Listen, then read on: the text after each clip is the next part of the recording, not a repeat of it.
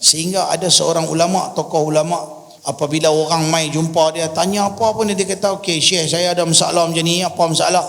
Nak selesai masalah ni ya, istighfar. So dia ni pula mai apa ke apa? Istighfar. Petua dia istighfar dia.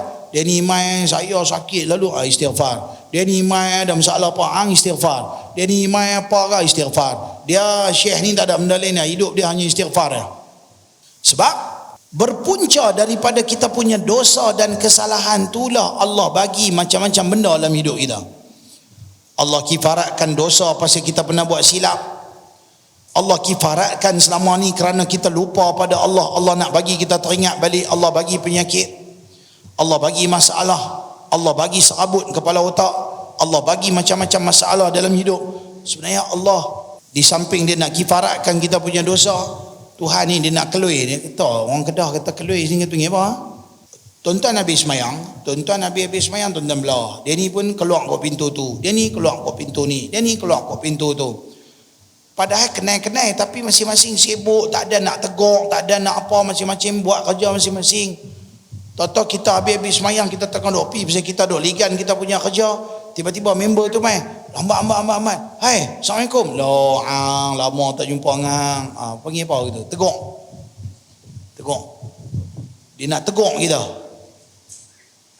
Lama tak ingat kat aku. Kadang-kadang kita semayang, tapi kita semayang kita tak ingat ke Allah. Daripada mula semayang sampai habis lalai, lupa apa pun tak ingat. Yang duk ingat dalam semayang pasal kerja, pasal menyaga, pasal projek, pasal apa. Dalam duk semayang tak ingat ke Tuhan. Apatah lagi di luar semayang. Menyebabkan Tuhan tegur kita. Tak sedap lah bunyi tegur. Saya bahasa Kedah saya lebih banyak saya faham daripada bahasa Pulau Pinang. Kuit balik macam tu. Faham tak? Kira macam begitu. Apa kita nak bagi gitu? Tegur lah kot. Macam tu. Tidak belah lagu tu, lupa. Buat tak tahu mak. Macam tu. Duk buat kalik-kalik itu.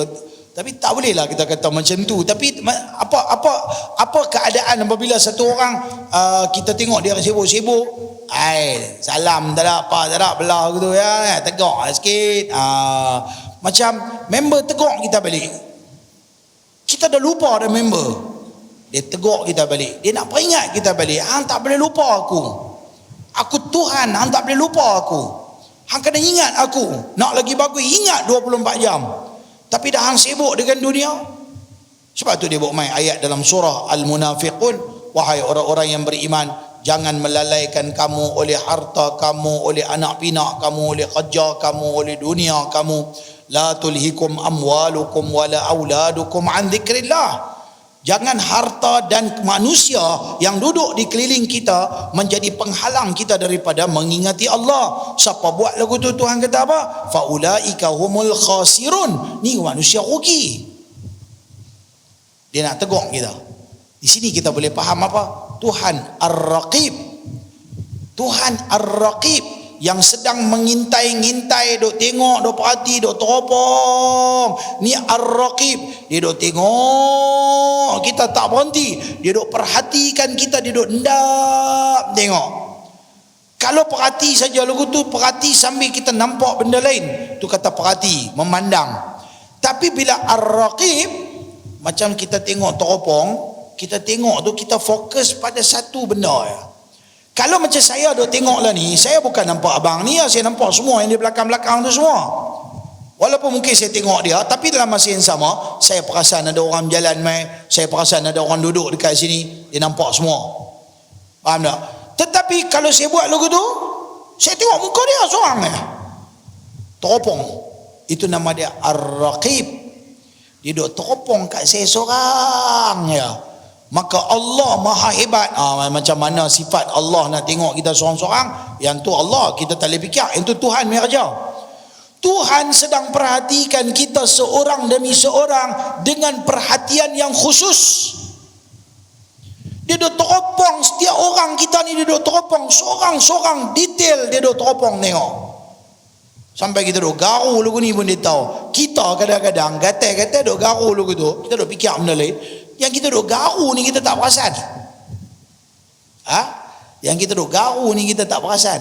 Tapi Allah tahu berapa kali kita garu, jari mana kita garu, kulit tak mana kena kuku, semua dia tahu. Punya Ar-Raqib, tu nama dia Ar-Raqib. Dia perhati, dia teropong, dia ambil tahu, dia detail duk tengok pasal kita. Maka kalau kita sedar kata Tuhan tengok macam tu, sepatutnya kita rasa malu untuk kita buat benda yang dimurkai oleh Allah. Kena rasa malu. Anda tengok hari Jumaat, khatib bagus dia duk baca khutbah, setengah-setengah orang duduk, bagus dia main game, sembang. Tuan-tuan duduk atas mimbar ni, tuan-tuan nampak boleh nampak juga pasal apa, kita duduk tinggi, kita duduk tengok tu kan, nampak belakang-belakang dia tu duduk sembang dia ni. Asal macam nak tegur saya lagi, marah pula. Tapi anda faham tak? Maka Allah sedang perhati kita punya perangai, satu-satu kita punya perangai. Macam mana perangai kita di tengah malam, macam mana perangai kita duduk dalam bilik air. Sebab itulah tuan-tuan, ulama ni tuan-tuan, dia punya malu kat Tuhan. Dia duduk dalam bilik air saja, dia takkan londeh tubuh badan dia, melainkan dia tutup dia punya aurat. Dia duduk dalam bilik air pun dia tutup aurat. Hari ni tuan-tuan, orang duduk di rumah mau mandi telanjang. Orang tanya, ustaz apa hukum mandi telanjang? Makruh? Taklah haram. Tak apa elok Sekejap lagi orang ternampak apa ke. Jadi macam mana nampak kita punya aurat? Kita tak perasan. Bagus punya kita duduk rumah flat, kita kata mana ada orang nak tengok aku mandi. Tahu-tahu kita dalam duduk tak perasan tu, member tengah duk cat kat luar bangunan pakai lift yang lift yang duk kat luar cat tu, duk cat, mana lah tahu dia duk di luar, kita tak perasan. Bagus dia duk cat, hai bulat duk ada. Tu dia duk usah kita. Dah lah, benda tu kemungkinan boleh berlaku. Macam kita pergi bilik air, kadang-kadang kita bawa selak, rupanya selak tak masuk, dia punya cakok tu tak masuk kan. Kita tengah-tengah bagus duduk mandi ke, bilik air besar sikit tolak Allah, ternampak kita punya aurat. Kan kalau kita pakai siap-siap kain basah, kita tutup kita punya aurat, apa-apa jadi ke apa, tengah-tengah duduk dalam bilik air, tiba-tiba bewak keluar ke, dan lari pergi luar. Pasal apa? Dah pakai dah seluar dengan kain dah ada dah. Bayangkan tiba-tiba bewak keluar.